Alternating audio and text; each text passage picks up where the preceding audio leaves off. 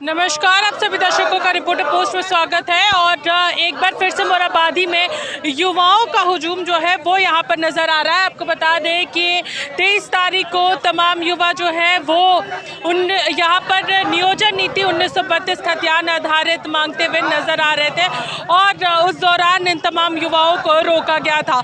आपको बता दें कि लगातार इसको लेकर के युवा जो है वो अपनी आवाज़ बुलंद कर रहे हैं नियोजन नीति को लेकर के। आप पूरी तस्वीरें यहाँ पर जो देख रहे हैं वो मोराबादी की है, जहाँ पर तमाम युवा जो है वो नियोजन नीति लागू करने की मांग कर रहे हैं और यहाँ पर तमाम युवा जो है वो यहाँ पर पहुँचे हुए हैं। और क्या कुछ यहाँ पर तमाम युवा कहेंगे, हम लोग तमाम लोगों से जुड़ेंगे और हम लोग सीधे यहाँ पर तस्वीरें दिखा रहे हैं किस तरीके से तमाम युवा जो है वो यहाँ पर पहुँचे हुए हैं और अपनी आवाज़ बुलंद कर रहे हैं कि 60-40 नए चलतों के नारे के साथ तमाम युवा जो है वो यहाँ पर मोराबादी में एकत्रित हुए। हम लोग तमाम युवाओं से भी बातचीत करेंगे, क्या कुछ उनका फिलहाल इस मामले को लेकर के कहना है।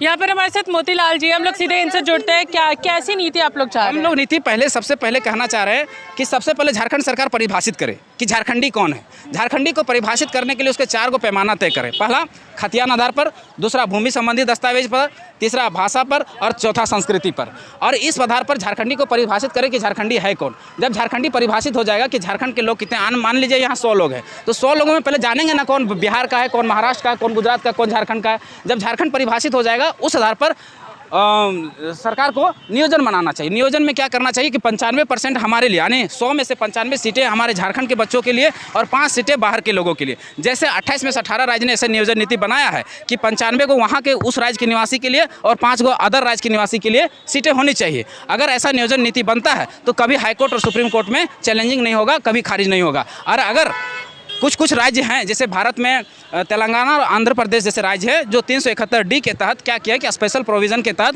उन्होंने अपनी सीटें 100% C और D की नौकरियों में रिजर्व कर दिया है। फिर भी दिया जा रहा है नौकरी इस नियोजन क्या फिर से सवाल आपका? अभी टेम्पोरली दिया जा रहा है।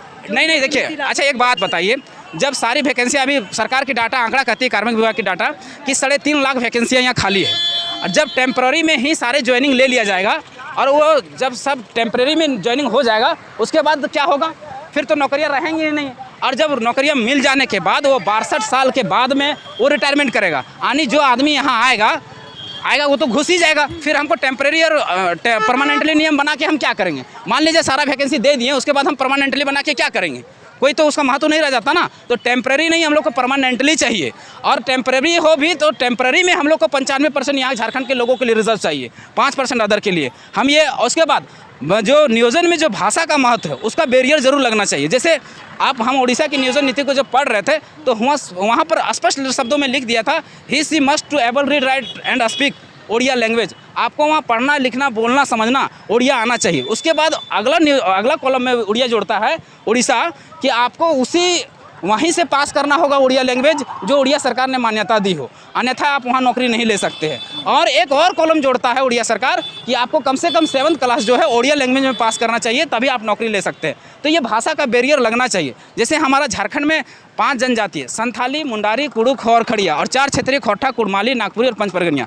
इन भाषाओं के आधार पर ही यहाँ नियोजन होना चाहिए, क्योंकि जब तक भाषा का बैरियर नहीं लगेगा कोई भी आदमी घुस के आके यहाँ नौकरी ले लेगा, जो कतई उचित नहीं है। और नौकरी ले लेगा तो फिर रिटायरमेंट कब करेगा? 62 साल में। यानी 62 साल तक हम उस आदमी को झेलते रहेंगे, बाहर के लोगों को झेलते रहेंगे। झारखंड तो ऐसा ही मिनरल्स स्टेट है, औद्योगिक वाला क्षेत्र है। पहले से यहाँ शोषण एक तो पहले से होता आ रहा है और फिर ये 60-40 की नीति में और लोग घुस जाएंगे तो फिर हम लोग कहाँ जाएंगे? और इसका उदाहरण ताज़ा उदाहरण है 2017 का जो वैकेंसी था +2 टीचर का, उसमें से गिरिडीह गोड्डा में 52 टीचर का इंग्लिश का वैकेंसी था जिसमें से 48 को बाहरियों का हुआ था। 37 को केमिस्ट्री के टीचर का वैकेंसी था जिसमें 36 को बाहरियों का हुआ था। 58 को संस्कृत का वैकेंसी था जिसमें 54 को बाहरियों का हुआ था।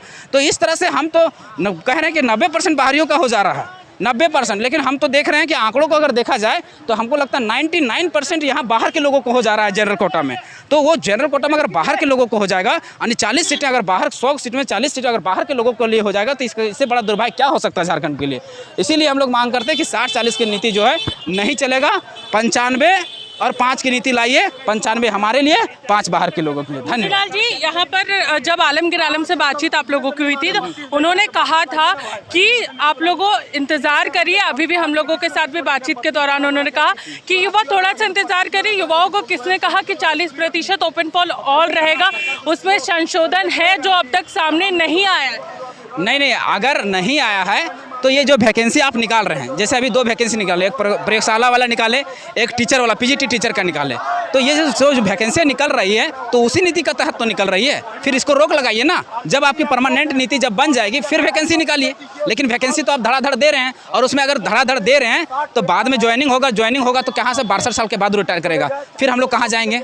तो सारी नौकरियाँ तो आप ले लीजिएगा। उसमें बैरियर की आलमगीर आलम ने बात कही है कि झारखंड के जो यहाँ का जानना ज़रूरी है, झारखंड के लैंग्वेजेस को, और जो भाषा यहाँ पर पहले से 9 भाषाएं हैं, उसमें और 3 भाषाओं को जोड़ा गया है, और इसमें ऑप्शन जो मल्टीपल क्वेश्चन होते हैं झारखंड से ही रिलेटेड होंगे, तो वो युवाओं के लिए सबसे बड़ा बैरियर होगा जो लोग बाहर से भरना चाहते हैं। नहीं, देखिए, ये जो आलमगीर आलम है आदमी को मूर्ख बनाने का काम कर रहा है, युवाओं को मूर्ख बनाने का, बेवकूफ़ बनाने का काम कर रहा है। सीधी शब्दों में ये कहता है कि भाषाओं का बैरियर होना चाहिए, लेकिन उसके जो मुख्य सचिव ने हम देखे थे, कैबिनेट का जब प्रस्ताव पास हुआ था तो कैबिनेट के जो मुख्य सचिव ने कहा कि यहाँ झारखंड की भाषा, संस्कृति और रीति रिवाज को डिलीट कर दिया गया। डिलीट मतलब खत्म कर दिया गया। लेकिन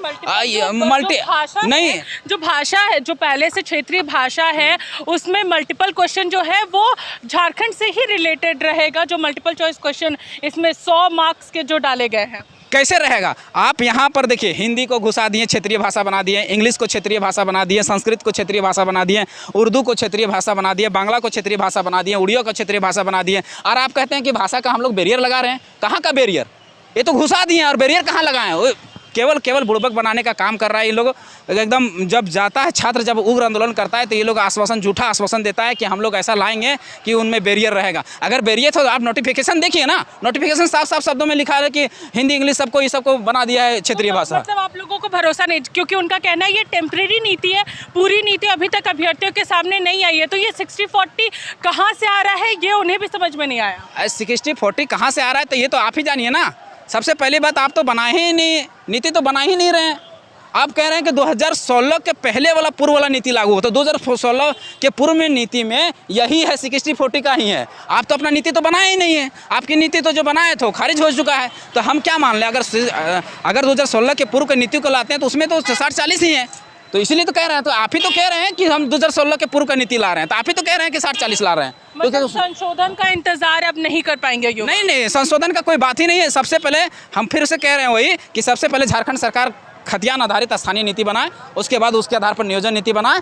कभी और 90 में से 90 सीटें हमारे झारखंड के लिए और 5 सीटें जो है बाहर के लिए रिजर्व कर दे, वो हाईकोर्ट और सुप्रीम कोर्ट में कभी खारिज नहीं होगा।